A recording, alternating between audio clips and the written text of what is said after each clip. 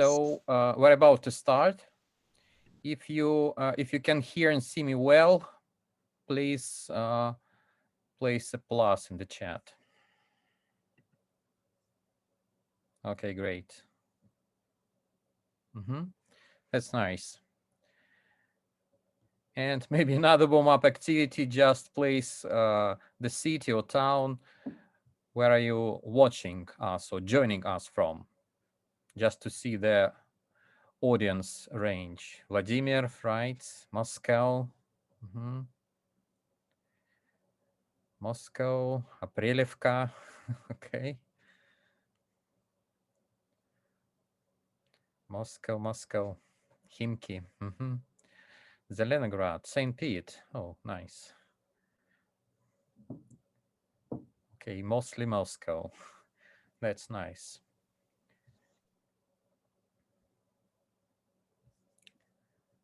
Okay, great.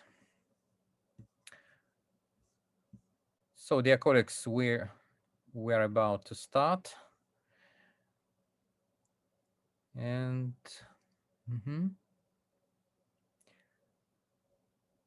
at the beginning, I'd like to introduce myself. My name is Evgeny Usachev. So I work for the Moscow International Academy as the teacher training department head and the head of the Institute of Continuing Professional Development. Today's event is a joint event of the Moscow International Academy and the ONARA Company. So the company is distributor of many publishing houses such as National Geographic Learning, Delta Publishing, MMA Publications, and many, many others. So, and this program, which we call joint program, in which we, just a second, in which we introduce different topics. Actually, I'll just show you the webinars schedule. Just a second. Okay. Well, colleagues are joining us. So you can see on the screen, just a moment. So here are the details of our joint project between MMA, Moscow International Academy, and ONARA. And this teacher training program is called Current Trends in Teaching English. So we started on the 20th of November and about to finish at the end of May. So it's a series of webinars. You see the schedule on the screen. Today is the third in the series. Today we'll be talking about critical thinking. And we have 4 webinars ahead. As you see, creative teaching, teamwork and collaboration, project work, summer teacher development. So you have 2 options to participate. You may participate free of charge, as many of you are doing now. So at the end of each webinar, you will get an electronic certificate from ONARA. As well, you'll get webinar presentations and materials. And you have an option of getting Moscow International Academy certificate if you attend at least 5 webinars. So another option is paid. As well as having this free of charge package, you'll have a chance to get state-recognized certificate of teacher training, which we call удостоверение о повышении квалификации, 72 hours. But as well as getting the free of charge package, you will have a chance to do activities. For each webinar, for each module, we have written activities on the educational platform of the Moscow International Academy. And you can join us even today, no matter if you missed the first 2 webinars. They are available on the platform.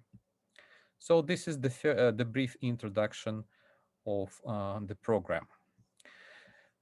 So today we have nice speakers. We have 3 speakers, and one of them is a real star, Andrew Walkley, who will join us at 4 p.m.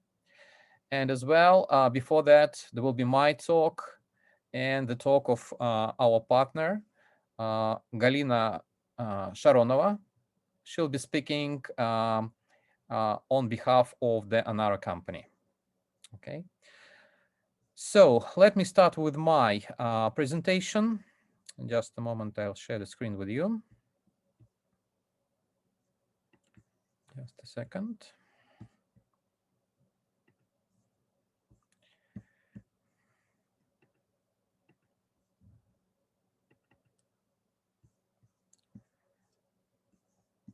So sharing the screen.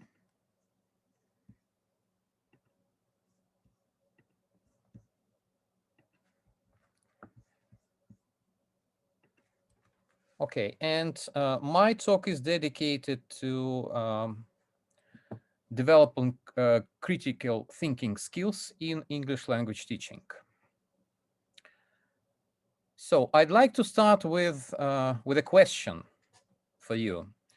So what's your own definition of critical thinking? Will you place a few words or a line in the chat to see how you see critical thinking and what's your own definition? Please put your ideas in the chat.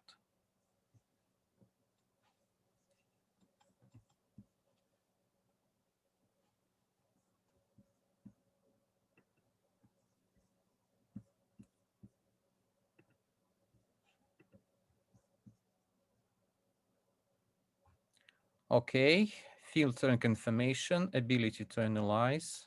Okay.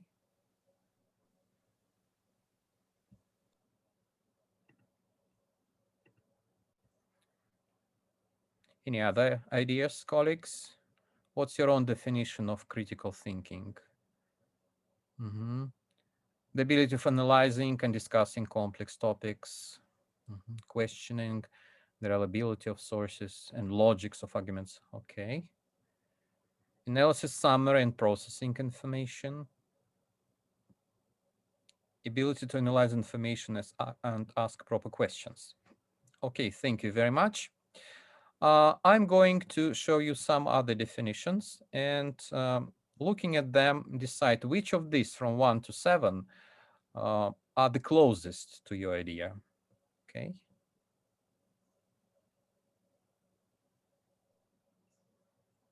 So we have a few options here.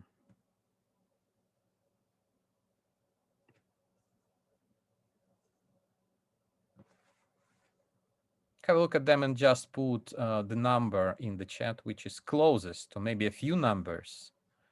Of course, it's quite a complex term. 4, 7, 7.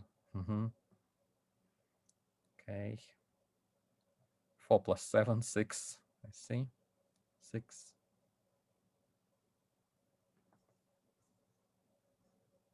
Okay.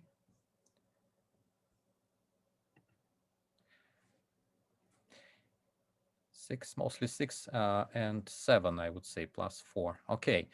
So most of you agree that critical thinking is questioning everything in order to distinguish facts from fake information, which I fully share the idea, and using high model thinking rather than relying on memorization or rote learning. Yeah, some of them, of course, also mentioned being able to see the perspective and ability to think the arguments. Okay, great. Thank you. Thank you. So as you see, our answers vary. Just a second. So please keep your mics off. I ask you to have your mics off, colleagues, because we have some extra sounds. Okay, I'll go on.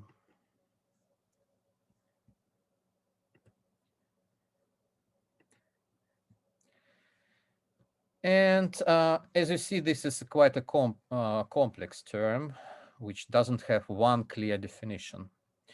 So you see this, these definitions are taken from the nice book I'll mention at the end of my talk, written by Paul Dummett and John Hughes, Critical Thinking in LT, which is published by the National Geographic Learning last year, or 2 years ago, sorry.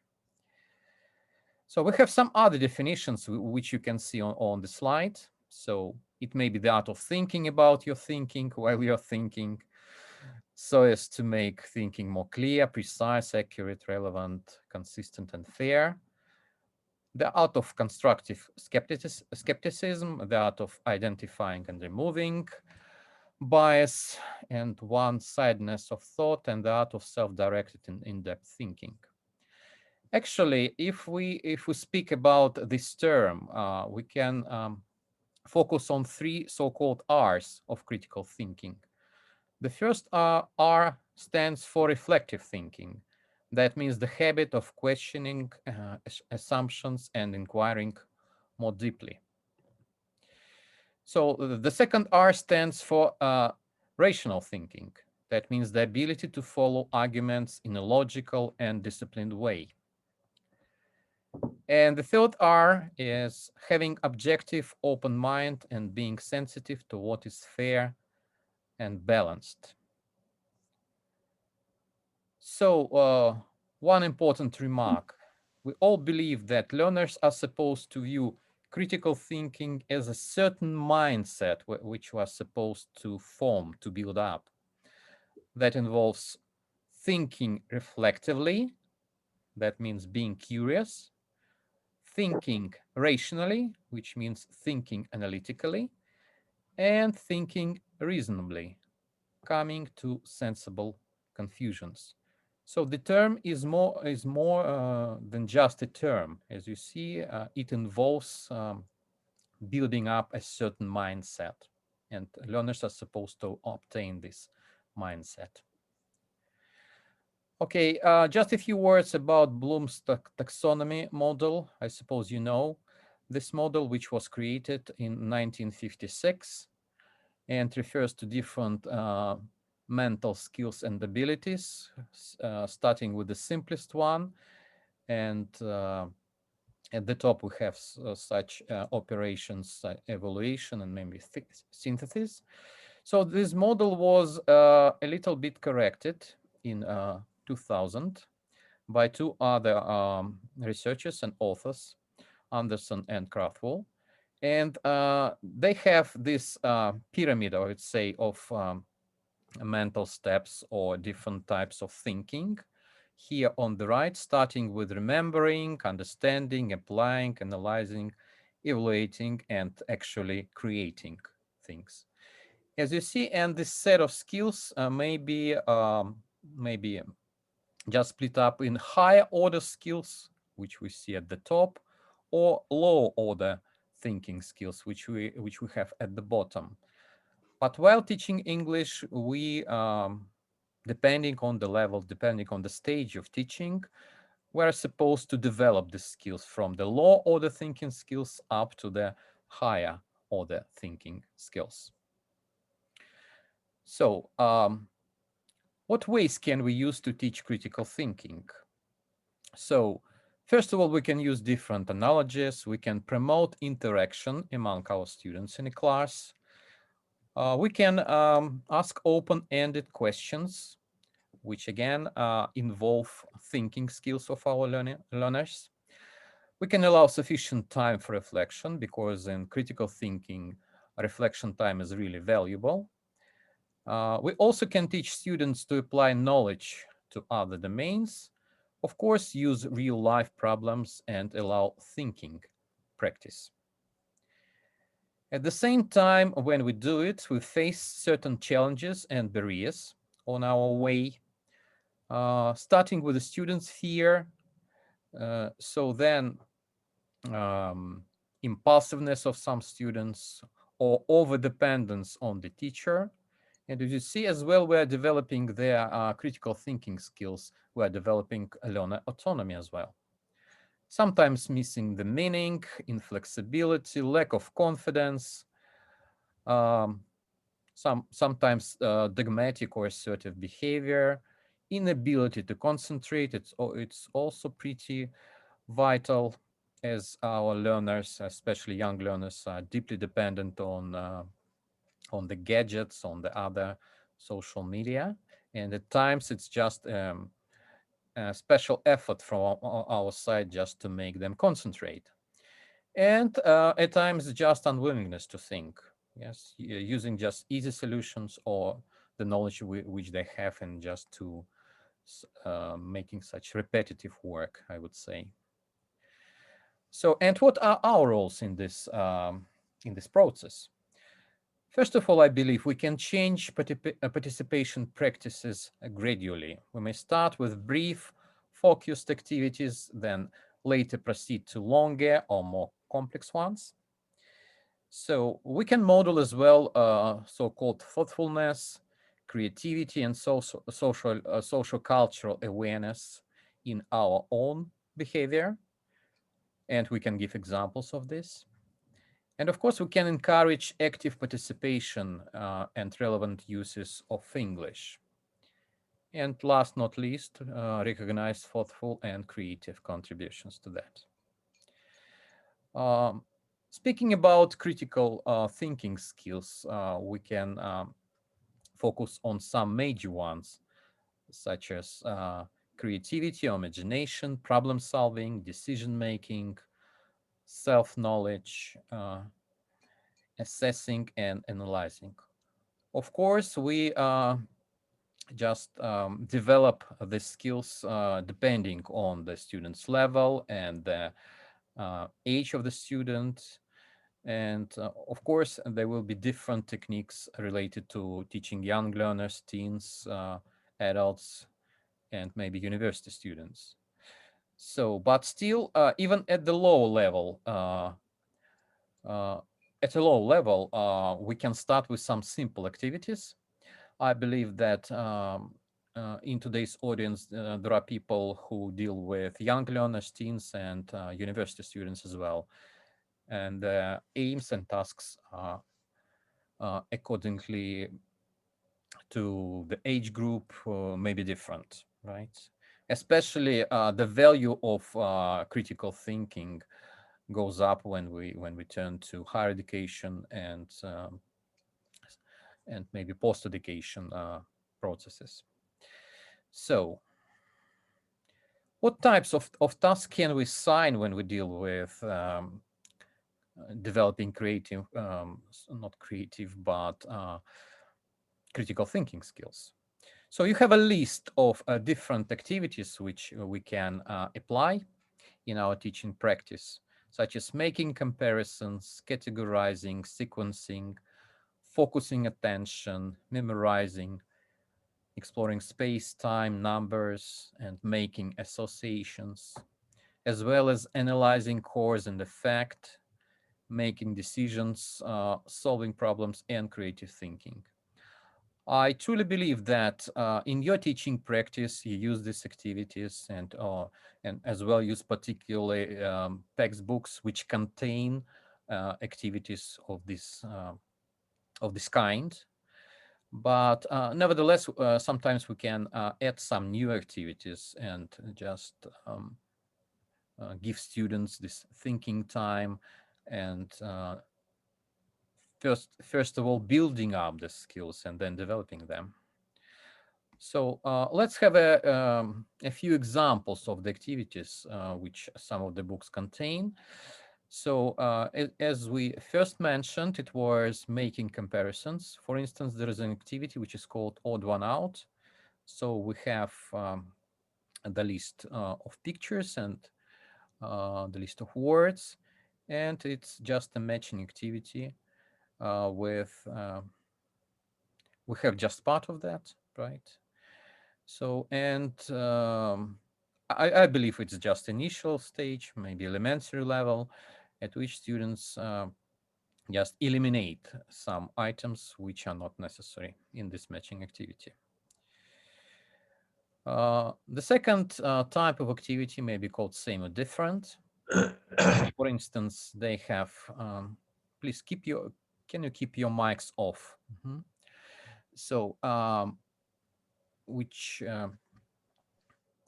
involves a certain level of thinking skills. Again, it's just initial level, I believe. So what is different, what is the same, right? So you have two pictures in each of these cards, and for instance, it's just one feature or two features: size, color, size, age, things like that, right? Same and different. The next one may be a bit harder when they're supposed to write in the same part, or in one circle or in a second circle, and we have some parts of the circles which overlap. So this means differences and maybe common things among cars and bicycles. Okay, it also refers to making comparisons. The next activity you see on the screen, we have an apple and an orange, and again, students just fill in these bubbles with some distinguishing features or common features of this fruit. Again, just in terms of making comparisons. So the next one may refer to such activities as word trees. For instance, it's I suppose it's more difficult compared with the previous ones when they have to name the tree and put the features on the leaves. So, or it may be just a different type of tree, not animal tree, but something else based on the list of vocabulary which we have on the left. As well, it may refer to the topic of transport and transportation, when you have water transport, air transport, and land transport. So, and again, some of these types may overlap, okay? Another activity which we can use in our lessons is just categorizing. For instance, we have a list of items, and the students are supposed to identify the class, so which class each vocabulary item belongs to, and they're supposed to put this word into correct column, such as animals, clothes, colors, people, things, food, stuff like that. Sequencing is another type of activity which also develops critical thinking skills. For instance, what is missing? So they are supposed to pay attention to the sequence of pictures here and then find out the proper item to place. Okay, it's starting with just two comparisons and then follows up to more difficult, more complicated order. Okay, again, it's this sort of activity makes them think and use their thinking skills or build up their thinking skills. As well, we can create our own task, giving the students a topic level and vocabulary set. Or it may be a simple activity in which students are supposed to write the words in order from smallest to largest, if we give them a vocabulary set from earliest to latest, or maybe if we speak about transport, from slowest to fastest. As you see, it's a step-by-step series of activities, mostly which I mentioned. They refer to initial stage of learning, maybe elementary, to some extent, pre-intermediate level activities. So, and one more area which is called cause and effect. For instance, students have such an activity, what happened in the text, and we see the task that the left-hand column shows different things that happened, and each caused something in the right-hand column to happen. So they're supposed to write numbers to join two sentences, right? Cause and effect. And then, as a development of this activity, they are supposed to write 10 longer sentences, joining two pieces of information up. And they may as well start each sentence with the first piece or the second piece, right? And based on that, we can develop the writing skills as well, maybe sequences as a writing activity.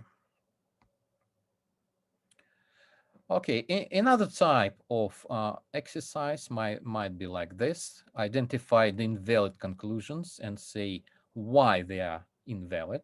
We have 4 examples here. So for instance, I may pick up the second, or you can have a look at all of them. Paula has over 3,000 friends on Facebook and 2,000 on Twitter. So she must be a member of all social media on the web. So it's debatable, right?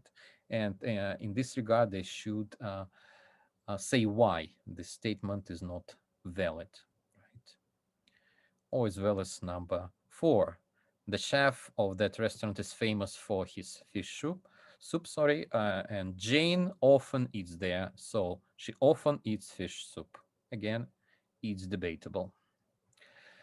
Okay, so, and some activities which we can call decision-making activities, for instance, such as plus, minus. So students are trying to decide what to do at the weekend, and they have 4 suggestions. And using this plus minus list for each activity, they make a decision. It's quite common in speaking, in different international exams, just to discuss different options and come to a conclusion, come to a decision. So it might help develop their speaking skills, again, using critical thinking sub-skills or formed skills. Okay, I'm nearly the end of my talk. There's a nice quotation I have here on the slide. Assume nothing, question everything, open your eyes, challenge the position, and start thinking. I believe it will help our students to be on the right track in this direction. Regarding resources I used for today's talk, I strongly recommend reading Critical Thinking in the Classroom, or it's just called Critical Thinking in ALT, written by 2 National Geographic authors, Paul Dummett and John Hughes. So some ideas were taken from this book.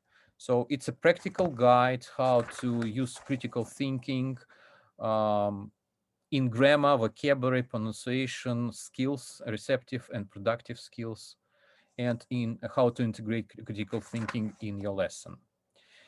Another one I recommend is by Mr. Puchta. I suppose you know him. And he wrote a book, Teaching Young Learners to Think, ALT Activities to Young Learners aged 6-12. So it's photocopyable, and you can use these ideas in your classroom. It's published by Helbring Publishing. And another book is also of this publisher, which is called Thinking in EFL Class by Tessa Woodward. So a nice methodologist and the author of many books on English language teaching. So if you have any questions, I'm more than happy to answer them. And here are my contacts. You can find me, you can contact me by email or in social media, in Facebook, Telegram. And these are my contacts if you'd like to get more information on this issue. And regarding registration to the program, if you'd like to get this state recognized certificate and are eager to do activities on the platform, so here are the contacts. And at the end of today's presentation, I'll send the details in the chat box. So thank you very much for listening. And a few questions. Yes, Gulia, you will get the presentation after this meeting. All presentations and the video recording of today's webinars or 3 speakers talks will be placed on, if you are on free of charge basis on the Google platform. And if you are in a paid option, so all the information will be placed on the educational platform of the Moscow International Academy. Yes, a question from Yuri. Can we consider communicative competence as an aspect of creative thinking? I believe we can. I believe we can for sure, because communicative competence involves a lot of skills, creative thinking and critical thinking skills as well. Yes, again, the question. Okay, so thank you very much. Thank you. And this is my pleasure to give the floor to the next speaker, Galina Sharonova, Senior Methodologist at ONARA Company. Her talk is titled Features of an Effective Lesson or Taking Advantage of Critical Thinking. And in her talk, Galina will consider key features of critical thinking and the ways they get integrated into English language teaching. So, Galina, the floor is yours. I'll give you the chance to share the presentation. Just a second. Okay. Yeah, so good afternoon. I'm very glad to see you all, and I'm particularly glad to see some familiar names. So that's great. Yeah, and as soon as I get, okay, yeah, now I have a chance to share my screen with you. So, Dear colleagues, is the sound okay, or should Galina speak a bit louder? Just write something in the chat. Is the sound okay? Galina, say something, please. Keep saying something. yes, so can you hear me? Okay, they say it's okay. Right. That's great. Great. That's great. Thank you. So, well, first, yeah, let me give a brief overview of who I am. So I'm a senior methodologist at ONARA. Well, I'm a CELTA and DELTA qualified teacher with more than 15 years of teaching experience. And I'm also a certified teacher trainer. So I hold the train the trainer certificate. So and today we will be talking about features, yeah, of an effective lesson, and we will learn how to take advantage of critical thinking. And I hope that by the end of the session you will have some food for thought first, and then second, some practical ideas. So, well, if we talk about critical thinking, and well, you did it as well with Evgeny. Yeah, so critical thinking is pretty difficult to define because there are too many definitions. Yeah, and thank you very much for sharing your ideas while Evgeny was giving his presentation. So if we summarize all the definitions, then we can say that critical thinking is a way to process information wisely, so that finally you come up with your own conclusions and your own opinion about this or that matter. So, and then critical thinking also includes some features, so to say. Yes, so of course, critical thinking is connected to gaining experience. Well, we are gaining it during, well, throughout the process, and then finally we get it at the end when we make up our minds. Then, of course, reasoning, yeah, synthesizing, again, having our own opinion about a matter. Then reflection, it does involve a lot of reflection. Then evaluating, analyzing, then also conceptualizing and applying. Yes, so applying new knowledge to your experience, your life experience, your learning experience. And also, well, last but definitely not least, communication. Yeah, and there was the question in the chat box about communicative skills. So how communicative skills are related to critical thinking. Of course, they are related because we, as soon as we have an opinion, we want to share it with the others. We want to communicate our ideas as a result, and also, of course, throughout this process. So then there are some key concepts which are connected to critical thinking. You can see them here on this slide. And many of them have already been mentioned, including Bloom's taxonomy. Yeah, and then also, well, the HOTS, these are high order thinking skills, and so on.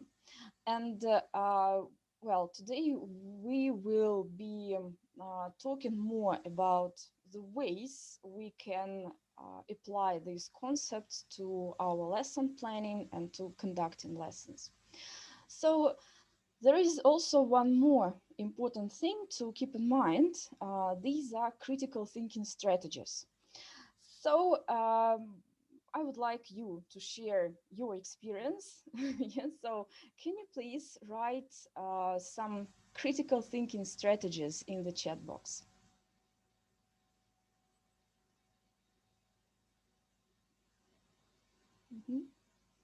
So what sort of critical thinking strategies we may be talking about?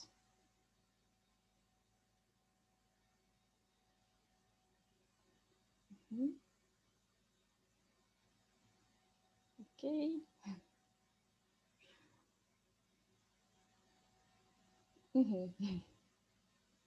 Many of them actually. Thank you, Victoria. Yeah, comparing. Analysis. Yes, yes. Be a continuous learner. Well, that's fantastic. Yeah, continuous development. Finding equivalence. Yeah, that's true. By comparing things. Yeah, finding out what they have in common. Yes, thank you, Natalia. Yeah, problem solving. Yeah, okay, thank you very much. Thank you very much.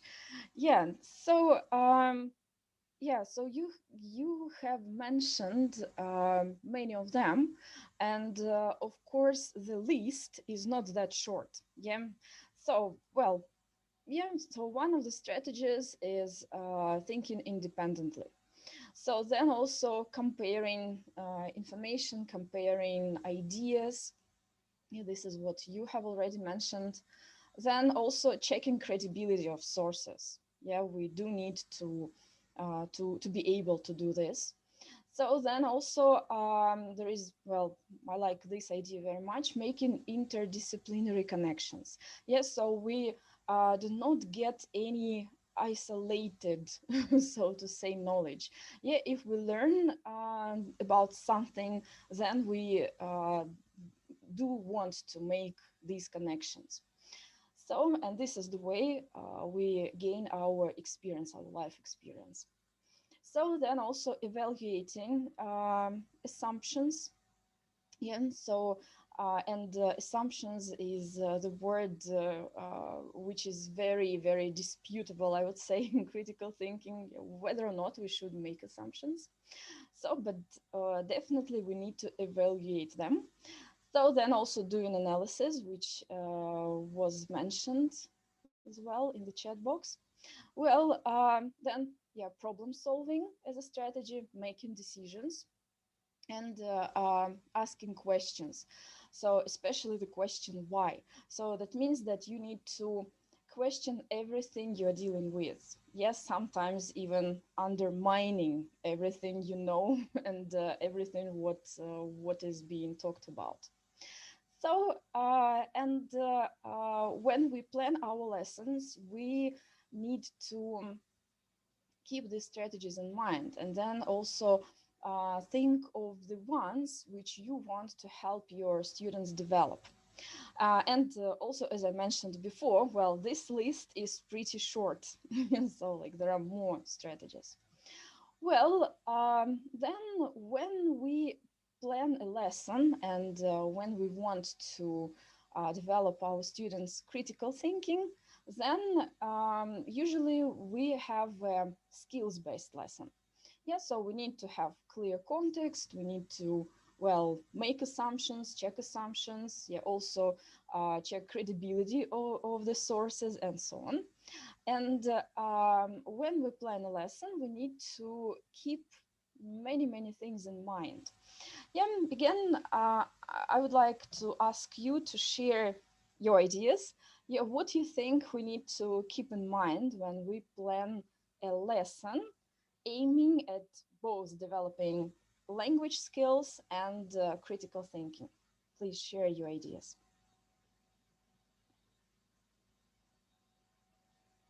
Timing, yes, sure. Target audience, yeah, that's great, thank you.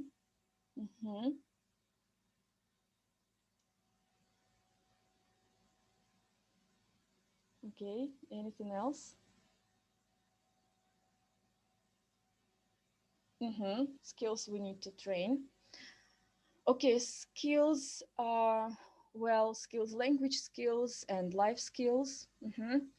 Students' autonomy, student level. Yeah, Tamara, thank you for mentioning it. Today we will have a look at, well, different levels. Aims of the lesson. Yes, that's true. That's true. Levels, yeah, again, yeah. Well, great.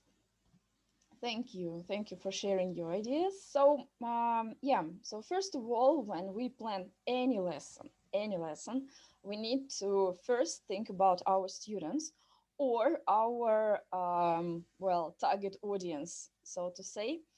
Yeah, their level, their age, their background, learning experience, and so on. So, for this reason, it's always a good idea to have a kind of group or student portfolio where we keep records of students' needs, then placement test results, diagnostic test results, and so on. Yeah, so just we start from this. Yeah, and then the next thing to keep in mind is aims. Yeah, and yeah, so the aims of, well, the whole course, the aims of the lesson, main aims, subsidiary aims, yeah, also aims of each stage of the lesson. And yes, in other words, yeah, as I see this message in the chat box, yeah, aims are of course connected to the results that we want to achieve by the end of the lesson, by the end of the course. Well, then also we, yeah, definitely need to understand and well, focus on what exactly we want to develop. Yes, so which language skills, which soft skills, and which critical thinking strategies. You see that well. We need to keep it all in mind, actually. So then you need to be pretty critical to the materials and aids that you have, and always think if it is enough. And well, there is a spoiler, it's always not enough, even if you have fantastic, perfect books. Yeah, and so it's not because books are not perfect, it's just because, well, you see, students are the, well, other people, you know, who are in spotlight. So then if you are not 100% happy with the materials, you need to think how you can adapt it or how you can supplement what your course book suggests. Yeah, and well, when you are conducting your lesson, then there are also two basic, I would say, things to remember. Well, the first one is to have no fear to make a mistake, really. So if you do not make any mistake, then you are not learning. So you as a teacher should not have any fear to make a mistake. And of course, you need to communicate this idea to your students. So, and well, when you conduct a lesson, then be open to experiments and also be a reflective teacher, and also encourage your students to experiment with you and to reflect on what they are doing, how they are dealing with the tasks, and so on. So, well, as you see, yeah, on the one hand, there are so many things to keep in mind. On the other hand, it's not that difficult. Let's have a look at how we can deal with it, how we can integrate it. So on the next slide, you can see some extracts from the live second edition book. This is the pre-intermediate level. And as you see, this is a reading lesson. Well, in the box on the left, you can see a kind of a checklist. Yeah, so checklist which you can have in front of your eyes when you are planning your lessons. Yeah, so first take some time to get acquainted with the materials, to see the logic, to see the sequence of the tasks. Just some tasks related on vocabulary work are not presented here. Yeah, but at least you see what your students are supposed to do. Just take a few seconds to look it through.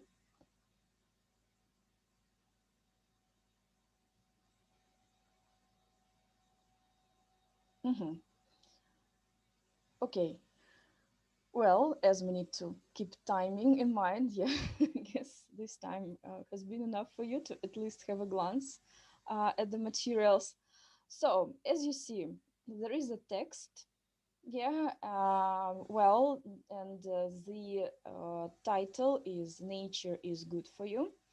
And the task, the reading, the pure, well, reading tasks are aiming at, well, developing students reading for gist skills and reading for detail. So they need to, well, find the answers to the questions. So, and if we look at the suggested tasks for critical thinking, yeah, which strategies are they aiming at? Yeah, can you please write the ideas in the chat box? So which critical thinking strategies are suggested here?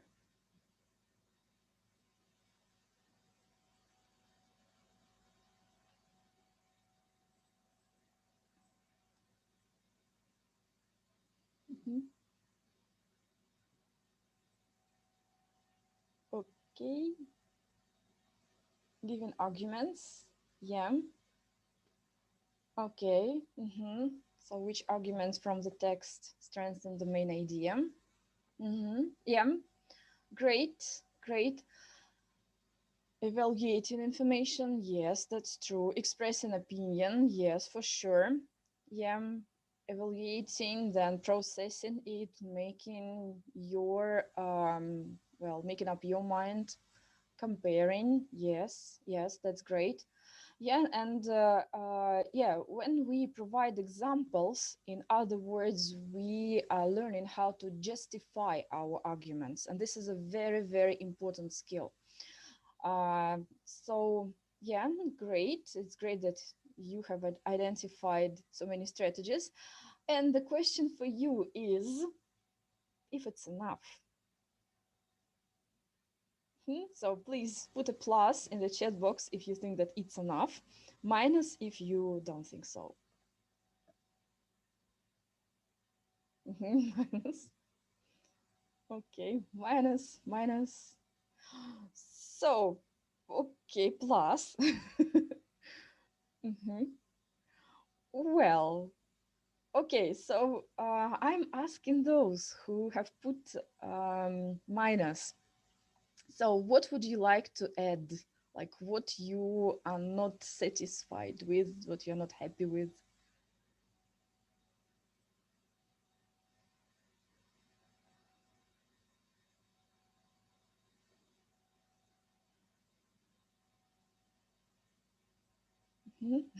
Okay. Yeah. Problem solving. Okay. What sort of problems? Lesson purposes. Yes, it does depend. Yeah. Okay, needs of students. Yeah, that's true. That's true. Yeah. Yeah, of course, we may say that, yeah, it always does depend on the students, on the lesson aims, for sure. Yeah, well, and actually sometimes more is less. Yeah, so I mean that just don't overdo, but at least what we can add here, as you see, well, students here are learning how to justify their arguments, their ideas. And then we have exercise 9 when they need to complete the sentences in their own words. Yeah, and well, sharing their life experience. And then they need to tell their partners. Yeah, so as we mentioned at the beginning of this presentation, yeah, like we activate and develop learning, critical thinking strategies in order to be able to better communicate our ideas. So maybe like in this particular case, when students are sharing their ideas, they need to, well, first compare them, and then as a result, at least they may tell the others what they have in common, which ideas they do not share, and why. Yeah, so they can be this type of follow-up. Okay, thank you. Then let's move on. And here we have a slide. Well, the next slide, these are the extracts from the Life second edition book again, but now it's the advanced level. Yeah, so again, take some time to get acquainted with the task, and also try to answer the questions in the box in the which is on your right.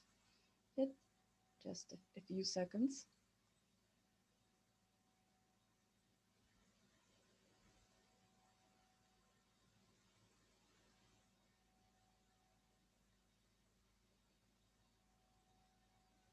Mm-hmm.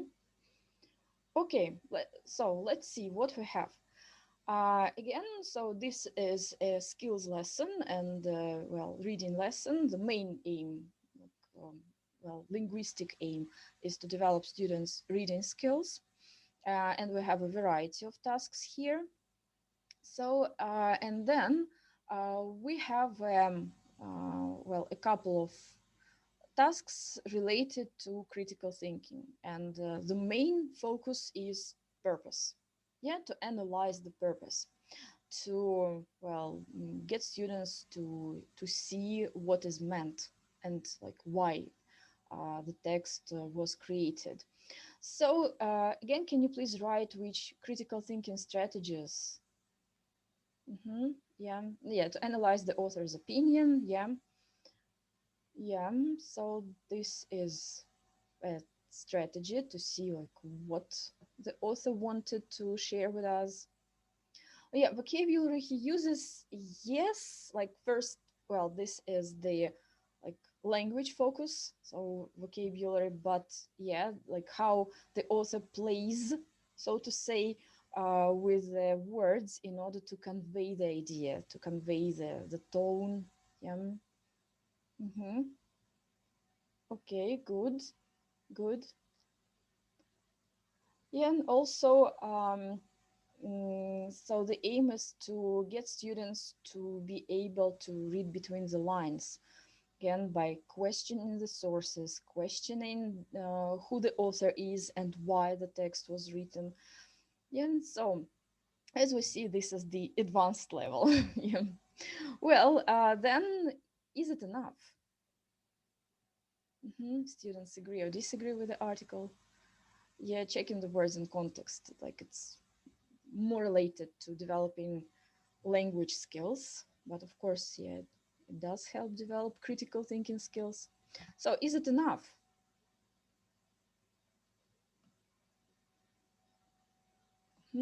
Plus, minus, okay, again, minus.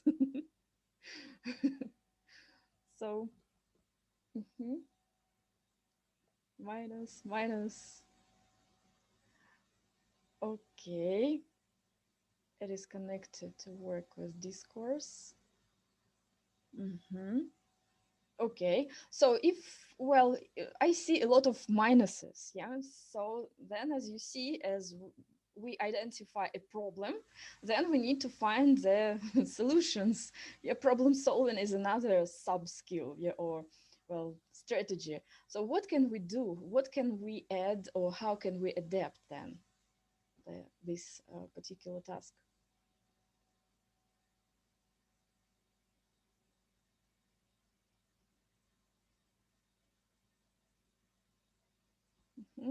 Any ideas, any suggestions?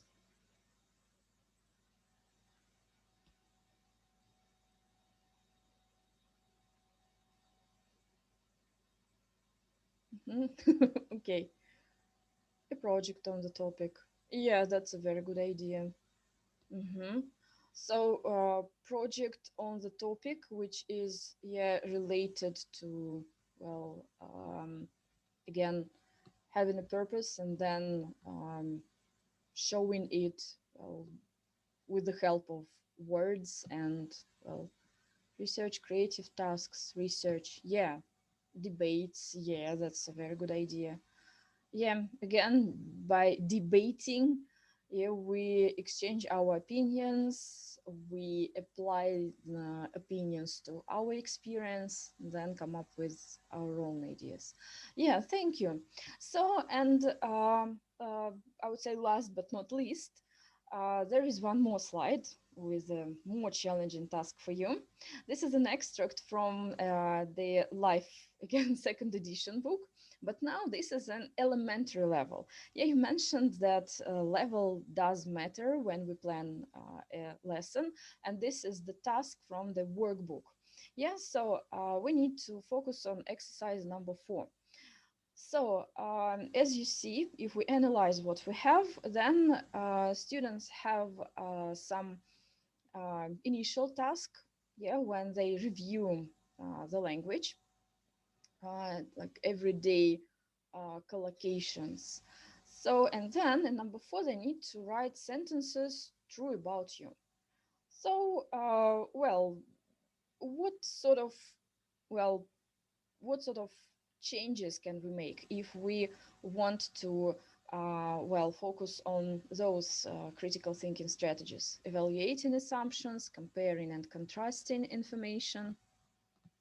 Yeah, can you share the ideas? Change the design. What do you mean? Make a diary. Okay.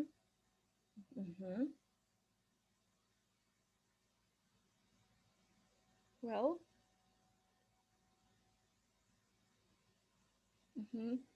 so make a diary and compare the diaries. Okay, good. Dear diary.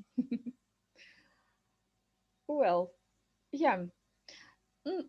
So thank you for the ideas. Well, to begin with, we may get our students to, well, first make assumptions, and they may complete these sentences true about their peer. Yeah, so there will be some extra language practice, and they will make assumptions about their friends. And well, this is the extract from unit number 1. So this is the, well, the time when students do not know each other very well. So, and they still make assumptions, even about some simple things. So, yeah, true sentences, false sentences. Yeah, that's also a very good idea. Yeah. Okay, so, well, if they, for example, complete the sentences about their peer, then they may, after that, share their assumptions with the person, yeah, and check if they were right or not. And by doing this, first, they will, of course, get acquainted better. Then they do check assumptions, and also they may find out what they have in common with this person, or what makes or what creates a gap between them, like something what is totally different. So, well, and also we may also get them to make conclusions, and they may report back what they have learned about their peer to another student in the class or to the whole class, and so on. Yeah, you see that, well, the task is pretty common, yeah, and well, the ways you can adapt it a little bit to make it more focused on developing critical thinking does not take so much time. Yeah, but anyway, you keep it in mind and you make it a little bit more effective. So, well, as you see, today we have done a kind of an overview of critical thinking. And for me, this particular topic, frankly speaking, is like an ocean. Yeah, and there are so many drops that like we can talk non-stop about it. Yes, so and also today we have found out what we should do when we plan our lessons to make them more focused on critical thinking, and we have found out how we can adapt the materials that we have. Yeah, and so as you get access to the presentation, yeah, then you will always have this well, box with questions. Of course, you can, well, change it, add more questions, but I hope that it will be helpful for you. Yes, so if you have questions, I'm eager to answer them. Yeah, and if you don't have them now, but you get them later on, you can see what you can do to get in touch with me. Yes, so thank you. Yeah, your questions. Thank you very much, Galina, for your talk. Really practical talk. Thank you so much. Thank Okay. you. So still, dear colleagues, if you have some additional questions to Galina, place them in the chat. All right. And now it's my honor to give the floor to the keynote speaker today, Andrew Walkley. Andrew, can you hear us? I can. Yeah. So nice to see you again. Right. Andrew is co-author of National Geographic Learning's Adult Series, Outcomes and Upper Intermediate Perspectives, and also is a director and trainer on the Lexical Lab. So, and Andrew has visited Russia many times, right, Andrew? I have, yeah. All right, so welcome, Andrew, and the floor is yours. Okay, all right, let's just start us off then. So yes, if you would like to, there's my contact details. You can contact me directly by email, or I have now stepped into the dangerous waters of Instagram, and you can follow me there. So the first part, I'm going to pass over reasonably quickly because we've kind of seen this already and discussed it already in the previous talks. But I suppose these questions were in part questions that I raised, particularly when I started doing writing upper intermediate perspectives, because they wanted this critical thinking stream in it. And I suppose the questions came to me because part of me feels still actually that critical thinking is nothing new. It is basically just education. And we've been doing this for years. Part of it is just whether it's become, a thing to, draw attention to, particularly in our materials. And then the second side of that is, there was a bit of a question about whether this needed to be a focus of an English language teaching class.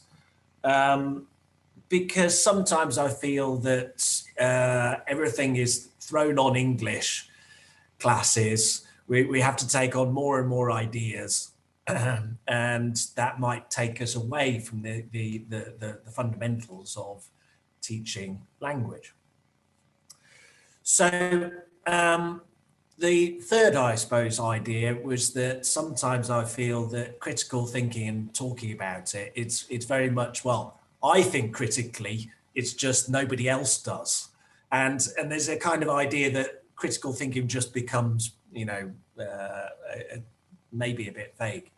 So there's a couple of explanations here. It's just to show you how they can differ. We've seen it a bit already. What's interesting about this one is very much to be focused on the aim of creating this kind of good citizens, if you like. So the role of a critical thinker within society. You know, I won't be surprising you, I think, by saying that, you know, I'm in favor of this.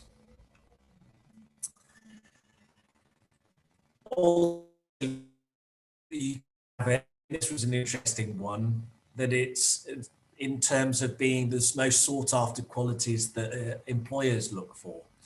And I think, you know, for me, again, I mean, I'm not saying that's not true, that it's, you know, employers want this, but it's interesting, a slight shift. And very often for me, that's what it's about. It's about making some people better wage slaves than better citizens. But anyway, let us, we've kind of discussed some of these issues already. So let's think about, you know, this. So we have these 5 critical thinking skills. Just for you, can you put them in order of importance?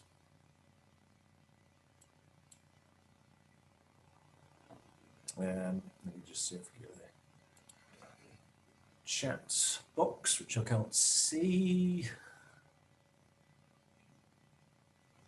Sorry, I've missed where the chat box is. Let me just, there we go. Any thoughts? What is more important to you? Okay.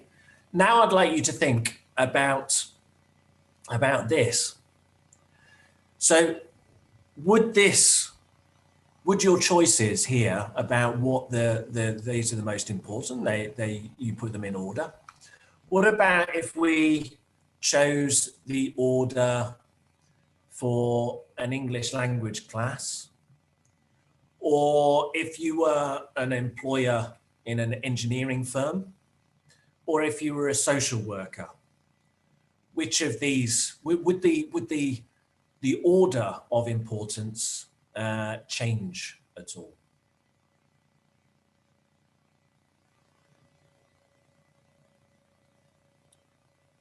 So again, I'm just losing, yes, the order differs, not sure, or change, yes, different. Okay, so you get the kind of idea. Now, what I would say is that, again, basically with this first task, this is not a new task for us in the ELT world.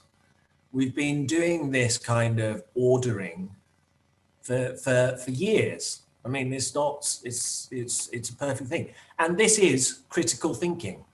It is evaluating and analyzing ideas. And so, you know, whenever you do those kind of ordering type of tasks, you are engaging in some critical thinking. Perhaps where we could change and add another aspect, as previous speaker is talking about, you know, where we might be wanting to engage more than one critical thinking skill, is that we can take a different perspective. And this is essentially part of what we're doing here. We're just asking the students to think from somebody else's point of view. So you could do it in both ways. It's a simple little change. And actually, as we can see, we could do that with lots of different exercises. When it comes to what's the most important critical thinking skill in English class, you know, for me, I would say it's communication and language. I know that was a question which was asked earlier on in the course, in the sessions, and certainly that's where I would be at. But of course, this is my opinion rather than a fact, and yours may differ. So if we take this idea of language being a key part, language and communication being a key part of critical thinking, One way we can think about this is, yes, we can give the students skills, or we can give the opportunity to practice these skills. For example, as we saw before about talking about purpose and these kind of things. What I'm interested in is, what is the language the students need in order to be able to fulfill these skills in English? So if you think about prejudices or stereotypes, and challenging those prejudices and stereotypes, trying to show your open-mindedness, what kind of language would we need? What would we be saying? What were the kind of things the students might need to say? If, for example, at a higher level, particularly universities and stuff, where we were asking about this questioning of the sources, we're questioning the analyzing the research or analyzing the arguments, we might want to highlight biases and distortions in these research and arguments. What is the language the students need to be able to explain those things? If they want to question social rules and taboos, if they want to be creative, what's that language? How can they describe self and vested interests? So, I mean, if you've got any ideas, just pop them in the chat box there.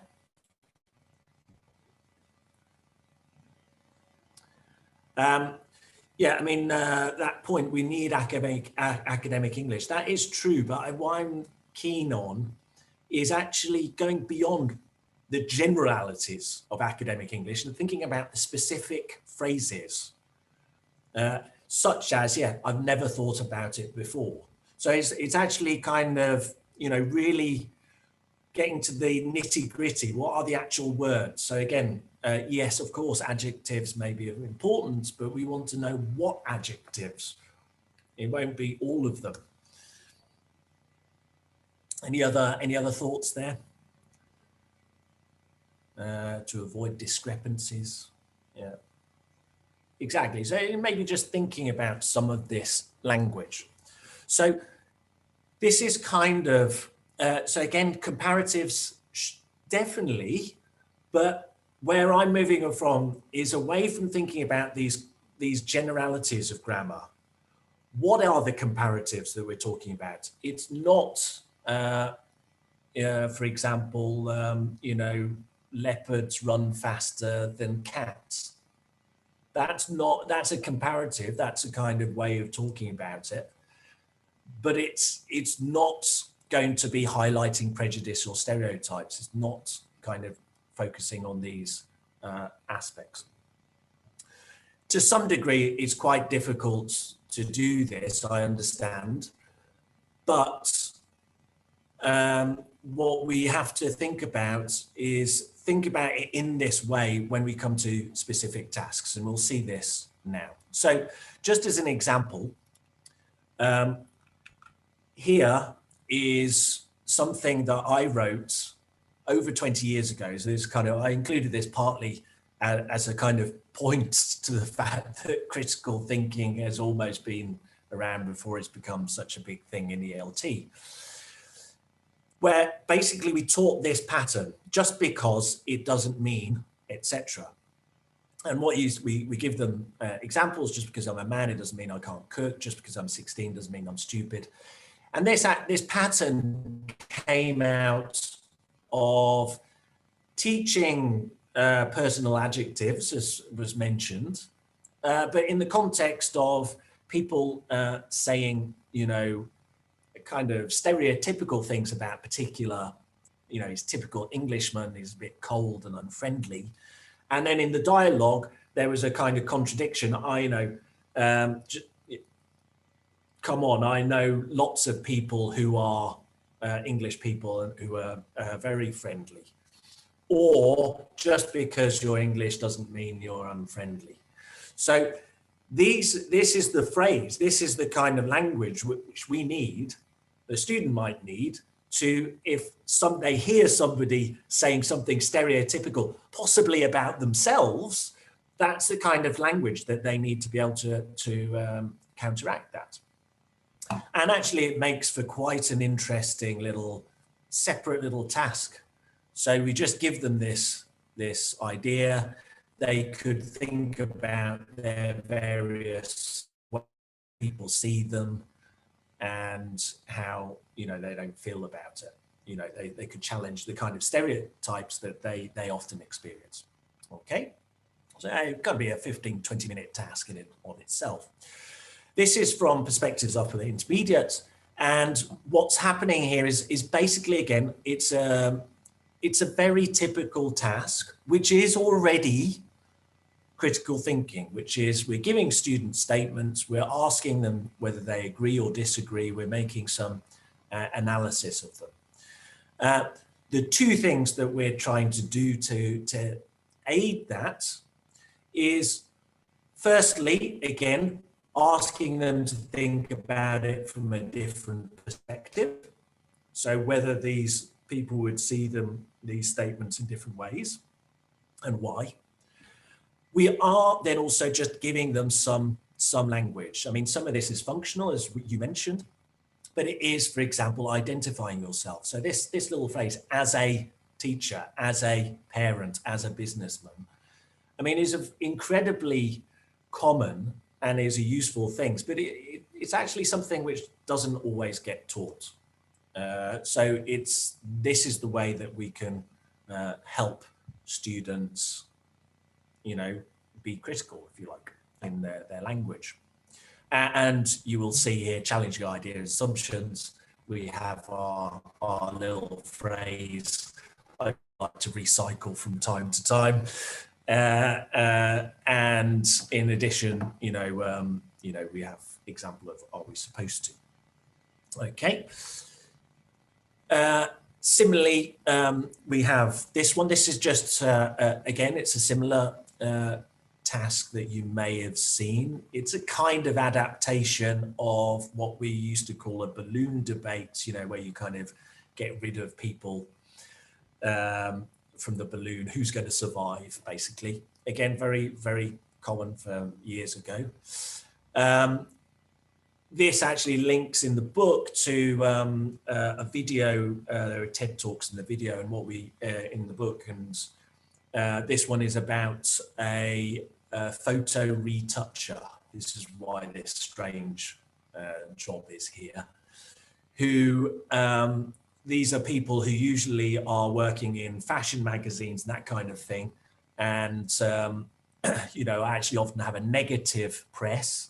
So again, have a negative press. These are the language we can notice as we are talking. So they have a negative press because they are showing, they're kind of manipulating photographs to make them look better, look perfect. So, you know, causing it to be, you know, high expectations of their readers and that kind of thing. And she took part, what the video is about is her taking part in the tsunami, after the tsunami in Japan, where she worked to help people restore photos which had been destroyed or damaged, rather, in the tsunami. And these were kind of obviously very personal photos, etc. So this is a kind of another way of thinking about it, is kind of maybe, you know, we often think of good and bad, but it's sometimes thinking of things which are good, we assume are good, and asking about how they could be bad, etc. That's another kind of task that we can do. What we do, though, in terms of the language support is we give some examples of how you might talk about these individual people. Now, what I would do as a follow-up to this is I would ask the students to highlight chunks that they could reuse to talk about other people. So maybe just have a quick look. Can you notice any chunks that they could reuse in these sentences?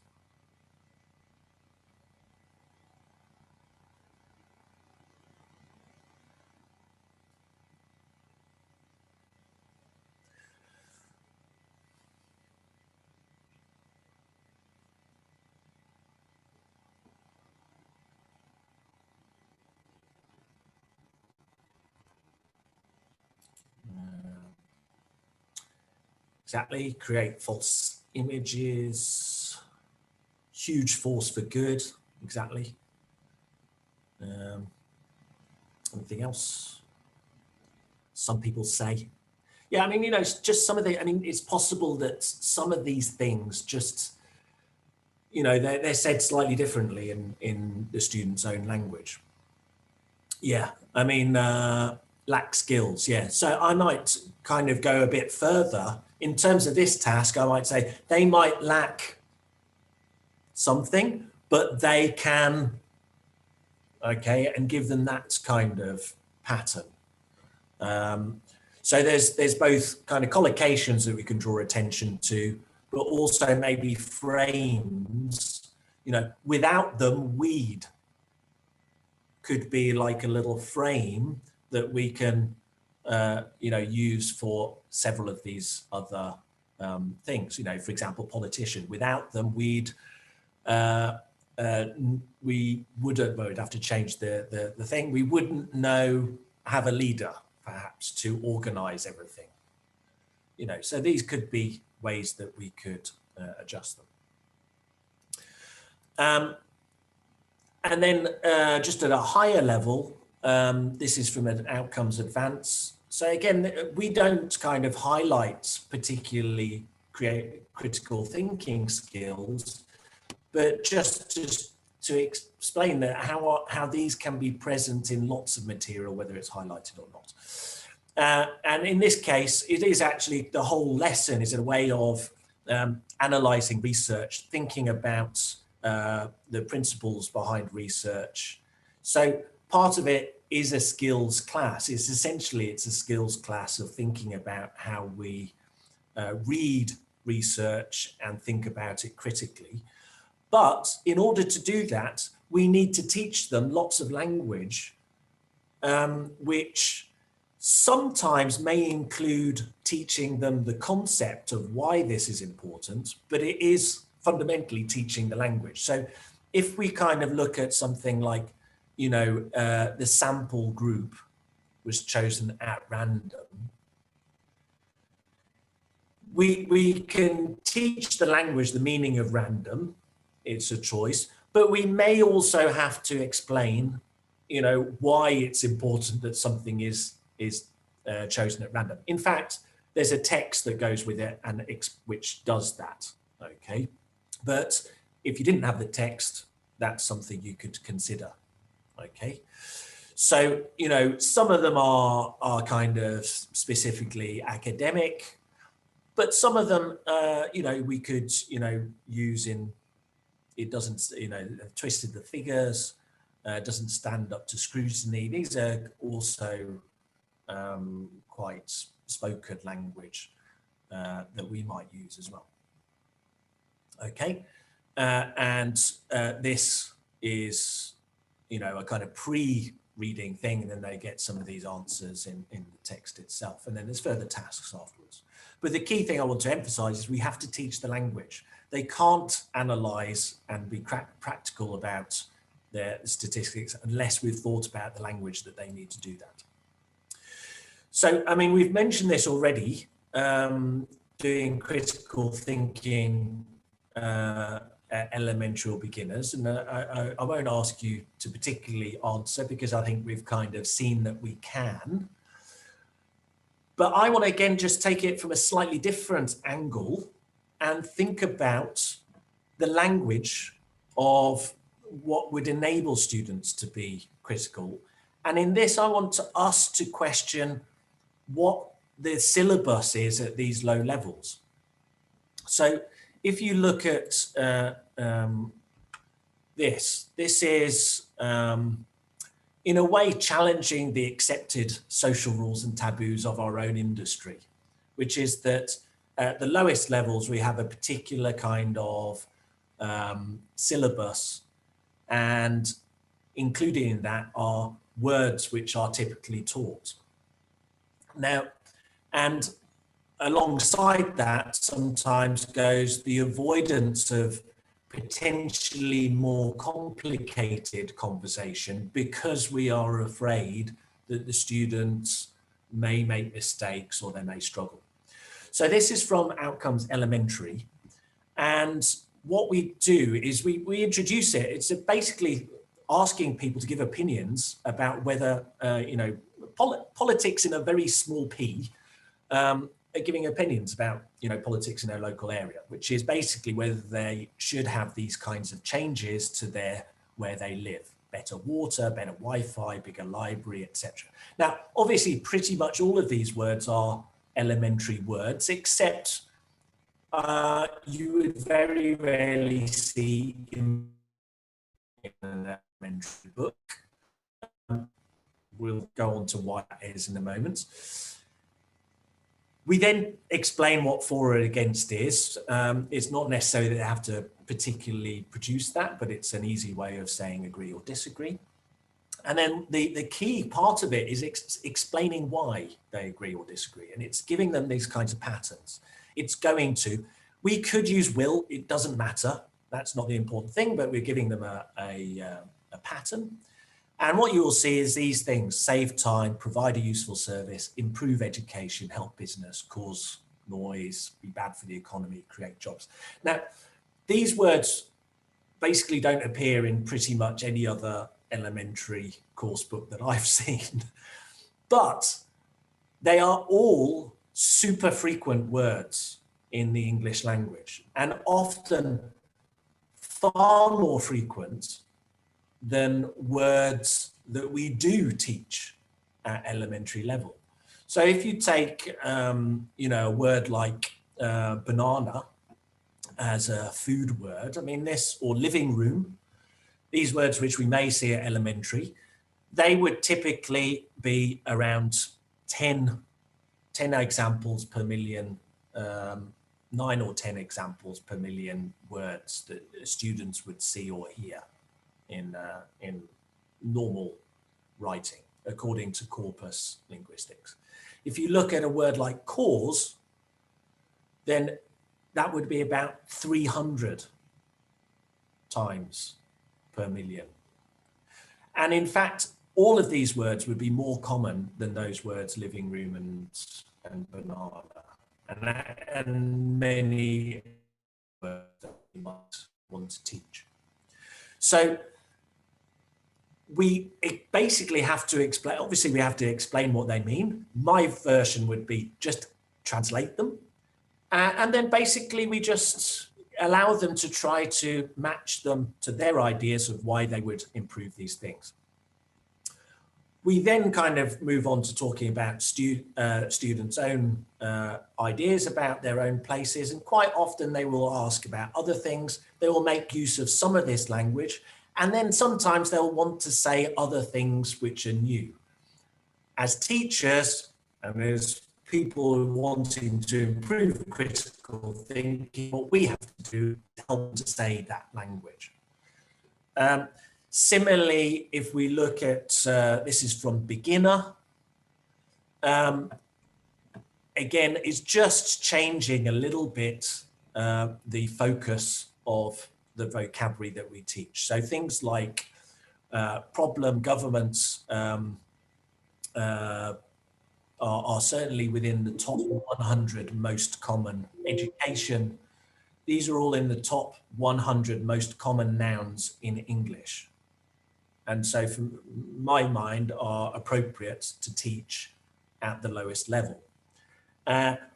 What we find is we're just giving them in a very simple pattern. We're building it up. So first we look at the grammar, there is, there are. We've taught this already, it's a recycling. And then we're just giving them these patterns. What do you think of whatever? And a simple answers. Of course, the students at the lowest levels may only say good or bad or okay. And that in a way is fine. But again, as teachers, we may also need to question our process. We've got used to understanding that pair work is very important.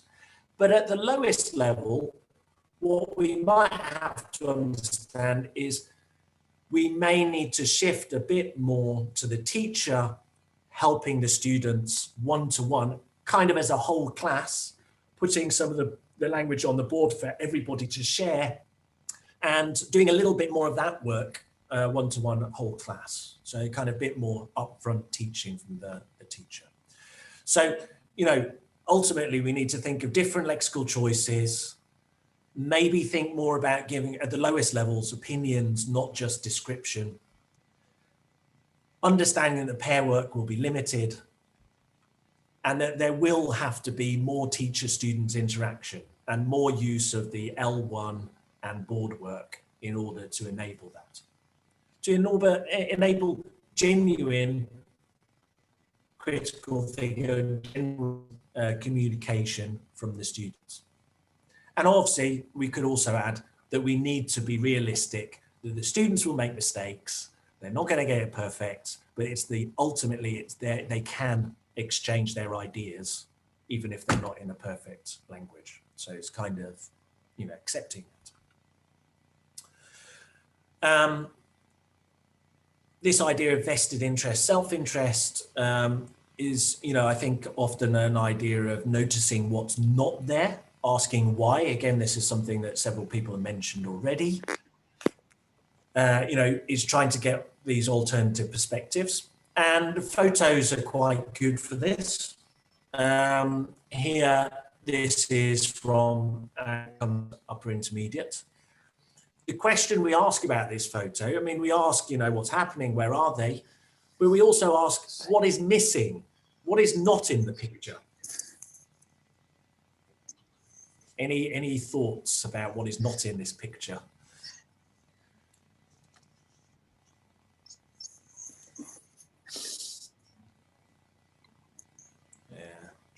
Just mute yourself. There's a couple of people unmuted themselves. Sorry, let me go back. Sorry, I was seeing if I could change that. Any thoughts? So what we said was basically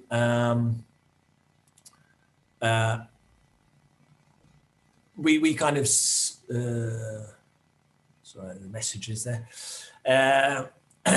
We said that what was missing was women. And that led to a kind of then further questions about why do you think there are no women in this job? That might,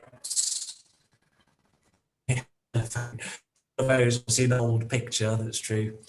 But whether it's changed or not, so we may also talk about that. And then that can lead to discussions. Sometimes I think we have to let these discussions come out. We don't always have to kind of set them up, but sometimes that might lead to discussions of whether there is glass ceilings in certain industries for women and maybe for other people in society. So similarly, what we're doing is we start with a description and then kind of draw the students out to think about other questions around the book. For ourselves and maybe for our students, we could ask what's not in your course book and why not, and whether that's something that we would like to bring in terms of topics, areas of discussion. Maybe this is a discussion to have with your students. So as both a critical thinking process and also as a way of getting them to say whether there are things that they would like to learn about, to say in English, that we're not covering. The process then, we're adding extra questions to the discussion. The way we can incorporate that, we could have a separate lesson, but maybe we could just simply, these kind of taboos often which are avoided in coursebook materials, perhaps we could just add 1 or 2 questions which cover those issues as we're going through the material. It doesn't have to be entirely about a whole lesson about discrimination, for example. We could have a question about minority groups or discrimination in lots of different contexts, and we could just add those. And of course, questions to those which are in the book, which they would like to ask around the topic that they're discussing. If we think about then questions you might ask, connected with this, here's photo to encourage critical thinking. Again, in the book, we start with the question, you know, where is it? You know, what is it showing? Does anybody know? You may have used the book, so perhaps you know already, or you can guess.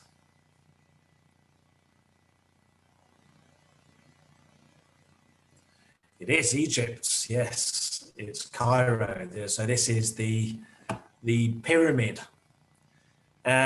So the first kind of question that we ask is, you know, perhaps, is this the normal image we see of the pyramids?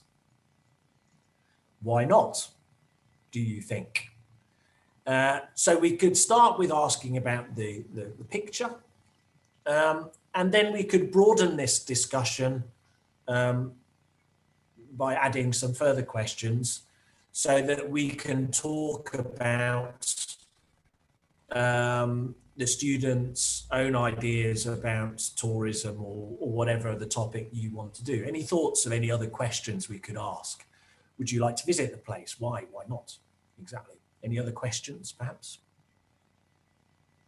Again, you know, Olga's question there, it's a personalized question. We're very familiar with them, but they are critical thinking questions. They are kind of making us evaluate and analyze. We can make it more broadly by thinking about it in terms more generally about tourism. So, I mean, here is some ideas. They are not the only ones. There may be lots more you can think of. We might want to ask about the photographer's perspective, as we might talk about the author's purpose or perspective, why they've written it in that way. And then we're personalizing it. So in the same way as Olga did, in this case, I've taken a slightly different route. Have you ever been surprised or disappointed by a place? Why? What are the main tourist places in your country? How are they sold? How are they presented? Do you think they're presented as they are? You know, is there an alternate? Or are there alternative places that you think would be good for a tourist to visit? Why? These kinds of questions.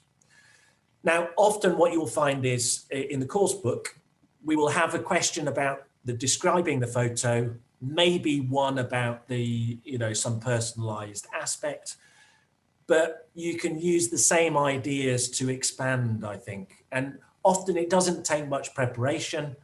All we're looking for is thinking about, you know, 2 or 3 extra questions we can write on the board. And then what also goes with that is thinking about the language of the reply. We don't have to give the student it, but we need to think about it to be prepared to help them to say what they want to say. And then again, using the board, maybe having some one-to-one interaction to find out what it is they're trying to say. Okay, I'm going to press on a bit quicker. All I was going to say is that, you know, we have to recognize that vested interests also apply to us as publishers, as teachers, etc. And that they're not always bad things. They don't always have bad consequences, as we're finding with, you know, vaccines now. You know, obviously, pharmaceutical companies have an invested interest in producing a good vaccine, which will be effective, because they can charge lots of money for it. But that's not, it still has a benefit, a good for us all. You know, as myself, you know, I'm both publisher rep, I'm a writer, I'm a trainer, a methodologist, I'm a teacher, I'm a language student. And some of these things may come into conflict. So, you know, we can be also somewhat conflicted people with ourselves. And so we need to kind of just think about our own attitude sometimes. You know, this may not be the case for you, perhaps this is other teachers. But these may be things that are interests that we want to prepare as little as possible. Sometimes we have far too many hours, and that's a reasonable state to be. Some teachers want to be the boss. It's about control or avoiding embarrassments. This is something Galina mentioned, that we have to let go of this. Keeping control, delivering exam results. Now, the problem is, yes, there may be good reasons for these, but they can have negative consequences in terms of critical thinking. Because when we think of, preparing nothing and choosing a book which teaches itself, often then the teacher simply becomes an answer key and is not really engaging with the students, is not paying attention to what they're trying to say, is not engaging with their language and presiding. It's not necessarily the case, but it often is. And so we need to, that is, as Galina mentioned, is quite fundamentally against critical thinking. We have to be listening to the students and helping them say what they want to say, not what we think they should say all the time. We only want to have one answer, whereas again, critical thinking is really about divergence in answers. We want to avoid challenge both in terms of the students, because that might cause complications for us, but also to ourselves. Avoid divergence from the textbook, etc. So these kind of things can be counter to us. What I would say is that a lot of these things are something as teachers we should be wary of, because basically technology can give the answers. Technology has one answer. Technology can avoids challenge. There's no kind of divergence. And if we want to, develop as teachers, basically, our futures are, I think, in taking on divergence, being able to respond to students in class. And that actually stands us apart in the way we do it. Okay, I'm running over time, so sorry. We often have these kind of boxes. We saw them in the material you saw earlier. In perspectives, we have them too. We don't have them in outcomes. What I would say is, that doesn't mean to say critical, as we've seen, it doesn't exist. And, why these boxes are there, I think we have to kind of be slightly critical of them, what could be good or bad about them. I mean, the reason the box is there is partly, we have to acknowledge, is partly marketing thing, that we're trying to differentiate ourselves with other books. So it's what we call a unique selling point, although these days it's becoming less unique. I think it is important sometimes to the writer or the publisher, when they're trying to present something new to both the teachers and the students, the box can be a guide to that. So it's important. And that is good. It allows us to kind of speak directly to the teachers and students. If it's signaling what we want to be taught, and maybe if a student is struggling, then maybe it helps them to understand what's happening in the classroom. However, just I want to bear in mind, and again, I think we've covered this to a large degree. What can be bad about it is that we treat it in a kind of similar way that we've started teaching grammar, which is, we do it as learning about the grammar or learning about the skills rather than doing it. We have one in every unit and it doesn't get recycled. There's a kind of lack of repetition. We're trying to separate one bit of grammar from all the other grammar. We're trying to separate all one critical thinking skill from other critical thinking skills, which I think the point that Galina was making with the, is there enough? So that there are, basically we can tackle more than one skill, aspect of the skill, if you like, than others. And for some teachers, that's the problem, that we've done the grammar, we've done the skill, we've done that box, that's the end of the matter. So basically, we have to remind ourselves that any skills comes from practicing over time. And in a way, the box, the explanation of our grammar is the least part of it. So I'm going to just click through this. I mean, just having a look at beyond that is, you know, we can think outside the box sometimes, think about the language for critical thinking, which we mentioned. We can also think about critical thinking about language, some of which we saw in Evgeny's talk. Critical thinking tasks, which may generate unknown language, etc. These repeated encounters. So just a very quick run through, literally a couple of minutes. It is from perspectives, so you know other alternatives are available. So this is about creativity. There's some language here. They get some kind of, you know, do you think it makes you more creative, and explaining your ideas. So we're kind of analyzing it from the creativity point of view.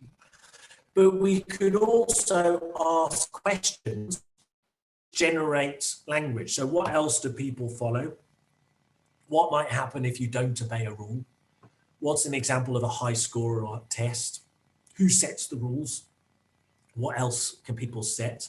This may kind of lead to a discussion of whether that's the right thing, or whether other people should set the rules. So in asking essentially their checking questions, we can also bring up some of these critical thoughts. We can have extra discussion questions, analyzing the idea of creativity. In this case, we can have a text which presents an idea of creativity, but in the task, we could look at it in a different way. So in this case, analyzing facts or opinions, and then giving them other facts or opinions. So this is something you could do with any text. Take the text in the book, maybe look for other information which may contradict or further support what was in the text, and discussing whether it supports or doesn't, and maybe then discussing the sources which are more reliable. Basically what you'll see, we're out of time, so the other tasks are recycling other skills as we go through the material. So, just as a conclusion, should we teach critical thinking skills at all in English class? Obviously, the answer is yes, mainly because I feel it coincides with good language learning, that it's language communication rich, it's student focused, and it works with divergent possibilities and development. And I think that's really, really valuable. But it is an opinion and not a fact. And I think that's, well, I'll leave it. If you have any questions, do ask me. Sorry to run over a little bit. Thank you very much, Andrew. It was really a thought-provoking talk. Yeah. I suppose you've seen many thanks in the chat box. Yes, yeah, mainly just thanks. I haven't seen too many questions, but I have a couple if I can. Sure. Yeah, go again. Yeah, my first question is about this critical thinking skills level related. So should we pay more attention on, say, B1 and higher levels, or should we build up them at the even elementary level? Listen, as we saw, I think it was in your one, we saw the Bloom's taxonomy. Yeah. What we have to understand is students can't be critical thinkers in English if they don't know the language in English. So, we can't lose sight of the fact that we do have to, and that may involve memorizing, rote learning, very kind of typical things that we do. Yeah. Where I think, as I mentioned, I think we can help students to be opinionated, if you like, at lower levels if we give them that language. But we have to understand that we need to be, what they'll be able to say is limited. There are two possibilities of responding to that limitation. We can firstly just, accept the limitation, maybe help them with a little bit of extra language to help that. But we may also consider just giving, I think, my experience of being a low-level learner is it's quite hard speaking in the language and just being focused in a language all the class. Mm-hmm. And I would say, give them a moment to say what they think in their own language. It allows them to be themselves and to express what they think. And that might give you an insight of the kind of language in English that we need to be teaching them. Yeah. Okay. So I think it is possible, but obviously it's much more limited at the lowest levels. And, we're going to be, the more we're going to develop these, particularly, for example, the questions we ask about language, the divergent type of tasks that we have, that's inevitable. Thank you, Andrew. And another question, what tips would you give to develop teachers' critical thinking skills for teachers? I mean, just to plug my own book courses in some degree. I mean, this is partly the idea of our Plan Smarter course that we've been doing online, and to some degree with also with the lower levels. I mean, Galina here was talking about, is it enough, and adapting course books, etc. Mm-hmm. And one of the ways I think that we need to adapt, is to be thinking more about what is in the material, and particularly the speaking tasks, and understanding what language will come out of that. So it's as we did at the beginning of this talk, it's thinking about not just grammar and words. It's not thinking about we need adjectives, we need modals or whatever. It's thinking specifically, if I was doing this task, and I would suggest you do the task, and you do record yourself, and you notice what are the actual phrases, what are the actual collocations, what's the real language which is needed to be able to do this task. So that's one side of it. And then the second side of it is to be, I suppose, critical of the idea of accuracy and how grammar in particular, but generally language is learned. That these things only happen over a long period of time. And it's actually, rather than thinking of having accuracy tasks, etc., actually the only way people achieve accuracy is through fluency, is through doing speaking. They aren't separate things. And so, that often we've been taught these things, separations at, in CELTA and things like this. It's quite, it is a bit of a challenge sometimes, I think.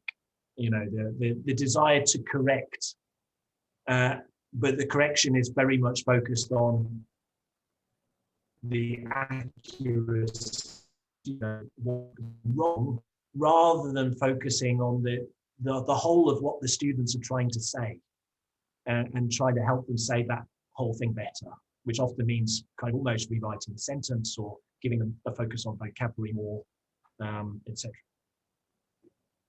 Thank you very much. Thank you, Andrew. So, dear colleagues, any other questions?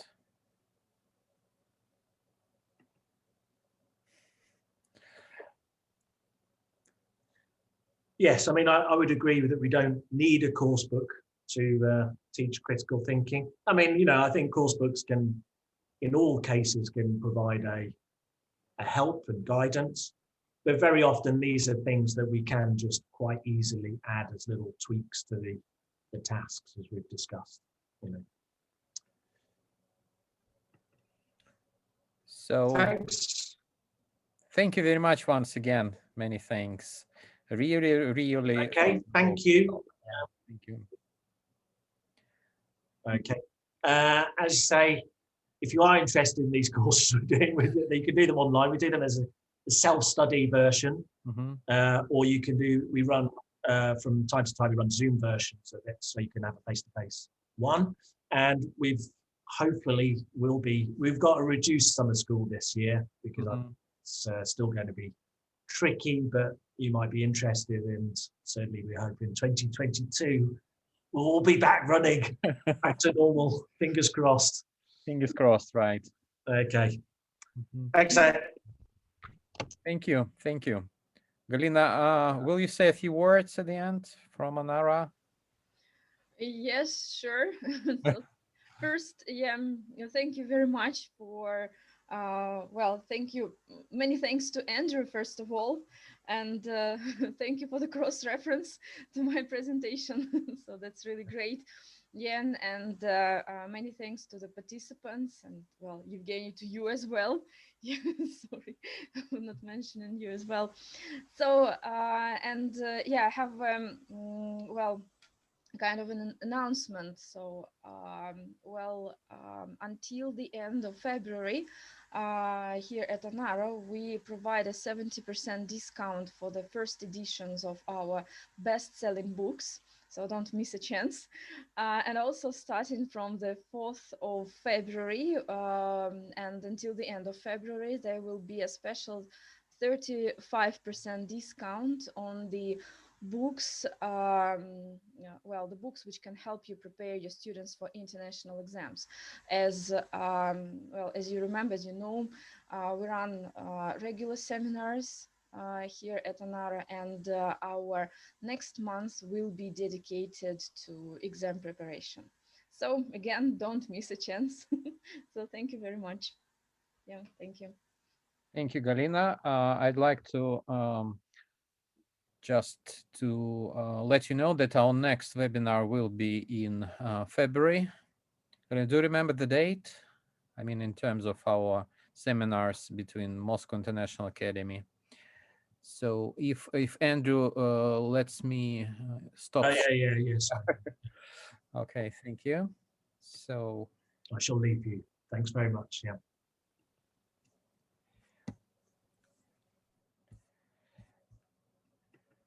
just a second. So in the chat there is a link if you'd like to join our program and get a certificate at the end, state recognized certificate, you may sign up, right? And in terms of, just a second, I'll find our schedule.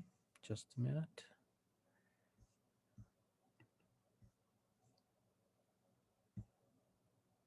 Okay, here it is. So, right. So our next webinar is gonna be on the 26th of February. It will be dedicated to creative teaching. So don't hesitate to join us for the next webinar. And again, for those of you who haven't signed up for this, say, paid option, again, I'll remind you that as well as you have all the webinars, presentations, and materials, you'll have some written assignments on the educational platform related to each module or topic of the webinar. And you will get a feedback on that. And at the end of the course, say at the end of May, you'll be granted a state recognized certificate on teacher training, 72 hours. So again, if you want to sign up, you have the link in the chat. So thank you very much, everybody. So, and all the electronic certificates will be circulated by ONARA, and all the recordings and presentations will be placed on Google Disk or on our Moscow International Academy platform for those who are on a paid basis. Thank you very much. Have a nice weekend. And I suppose we've had a lot to think about after this webinar. Thank you. Thank you, Andrew. Thank you, Galina. And thank you all the participants. See you in February at our next webinar.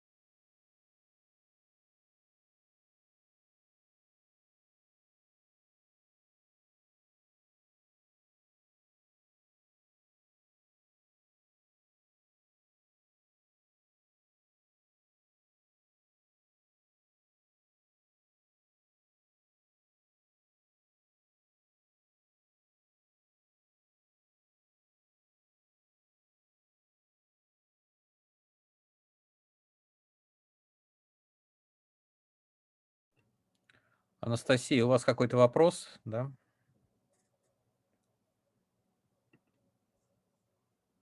Нет, видимо, случайно.